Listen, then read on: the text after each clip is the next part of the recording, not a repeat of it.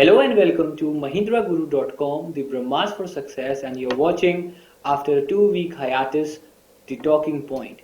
In this particular show, like before, we've discussed about the most talked about news, and also we've added the financial terms of the week. Well, let's see first of all what are the financial terms that have made all the news and have become the talking point. Now, the terms are the monetary policy terms, which are divided into two parts, the direct instruments and the indirect instruments. In the direct instruments, we have three important sections: CRR, which is at this point of time 4%. Then we have SLR, that is 21%. Third is the refinance facility, and then we have the indirect instruments, market stabilization scheme, marginal standing facility, that is 7%, open market operations, repo rate is at 6.5%, reverse repo rate 6%, and bank rate 7%. Out of these 7 to 8 terms, we will discuss the first two terms, that is CRR and SLR. First and foremost, what is CRR? The full form of CRR is cash reserve ratio.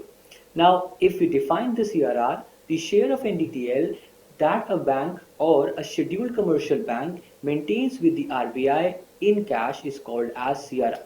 Now, CRR is only applicable to scheduled commercial banks. Now, any commercial bank falling under Section 2E of the RBI Act 1934 would be called as a scheduled commercial banks. So those scheduled commercial banks that maintain, or all commercial banks that maintain a part of NDTL with the RBI in cash is called as CRR.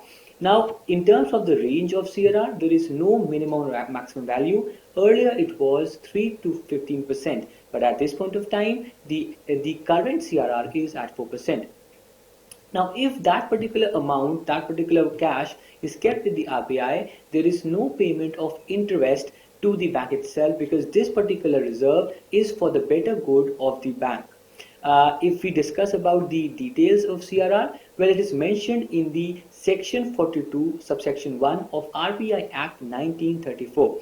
Now, CRR along with SLR is the mandatory reserve that a bank has to maintain, CRR with the RBI and the SLR with itself. So let's see the other half, the sister half of CRR, that is SLR, that stands for statutory liquidity ratio. Now, this is again a share of NDTL that a bank has to maintain with itself in cash and liquid assets, for example, gold or other approved government securities.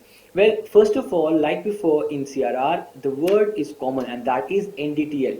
The deposits with a bank, for example, the savings deposits, the recurring deposits, the current deposits, or the fixed deposits, all these deposits form the NDTL, and a part of that NDTL is kept with the bank in case of CRR, in case of SLR, in cash, gold, and government securities.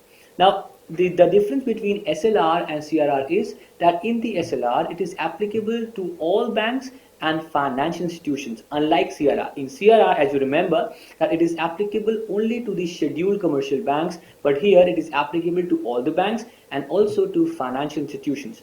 Now, in the CRR, there was no minimum or maximum value, but in the SLR, there is a maximum value of 40%.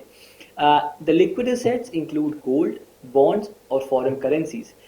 If the CRR was mentioned in the RBI Act 1934 section 421, the SLR is mentioned in the Banking Regulation Act 1949 section 24.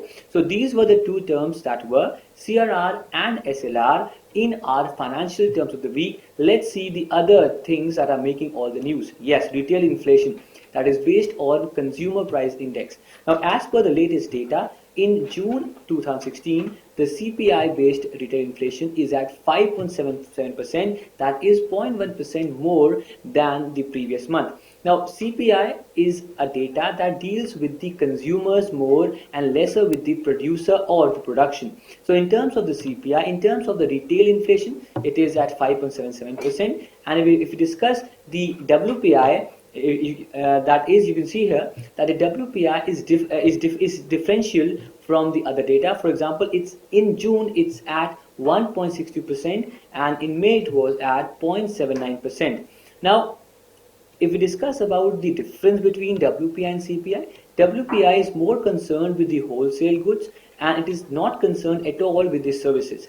Now, in the WPI, which was used earlier as the main inflation index, it consists of these following factors. For example, all commodities, primary articles, food articles, non-food articles, fuel and power, and manufactured products. Now, in the graph or in the particular image, you can see that some things, the green stands for the increase in the inflation rate. So, in totality, it has increased from earlier 0.79% to now at 1.62%. You have to have an idea about the details of WPI and also of the CPI, which we discuss in detail in our branches. Let's see the other headline, the other talking point. Well, very important. Governments in Arunachal Pradesh. Now, we will not discuss the different governments, but the last two. You can see there that on 19th Feb 2016, Kaliko Pul was appointed as the Chief Minister of Arunachal Pradesh, and on 12th of July he was removed by the Honorable Supreme Court because according to the Supreme Court, the previous Nabam Tuki-led Congress government was a legitimate government and it was deposed unethically by the governor of Arunachal Pradesh. So there are two questions that could come. Number one, who is the newly appointed Chief Minister? That is Nabam Tuki. And who is the governor of Arunachal Pradesh? And that you have to get an idea of. Now, in terms of the other question that could come, they would also ask you a question in terms of the static part. For example, the famous reserves in Arunachal Pradesh, the famous cities, the famous places in Arunachal Pradesh. So you have to get an idea about different things about this particular state, because this particular state is in news in terms of the national news. Let's see the other talking point. Well, in terms of the most transparent Indian company, you can see here that Bharti Airtel leads with a rating of 7.3 out of 10 in the 10 companies in this particular list. Tata Communications is second, Mahindra third, TCS fourth, TGBL fifth, Tata Motors sixth, Tata Steel seventh, Wipro eighth, Petronas ninth, and Tata Chemicals 10th. With this, we come to an end to our discussion on the top headlines of the day. On the top talking point of the day, in which we've discussed about different financial terms and also about all those data that have made the noise this particular week. With this intention, we bid you goodbye and hope that you liked the talking point, which would come from now every week, discussing about the talking points that matter the most to the aspirant or to anybody in the world.